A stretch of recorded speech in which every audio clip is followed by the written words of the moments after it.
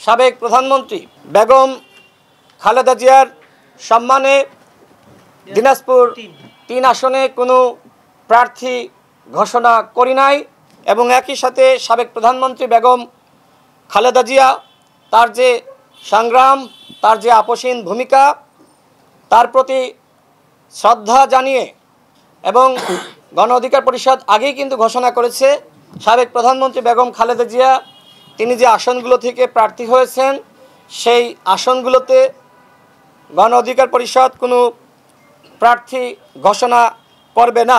যে কারণে আমাদের দিনাজপুর ৩-এ প্রার্থী থাকলেও আমরা সেই প্রার্থীর নাম ঘোষণা করছি না। সাবেক প্রধানমন্ত্রী বেগম খালেদা জিয়া তার আপোষহীন ভূমিকা পুরো বাংলাদেশের মানুষ দেখেছে, পুরো বিশ্ববাসী জানে তিনি যেভাবে আন্দোলন সংগ্রামে ভূমিকা রেখেছেন। আমরা তার আসনগুলোতে কোনো প্রার্থী ঘোষণা করছি না।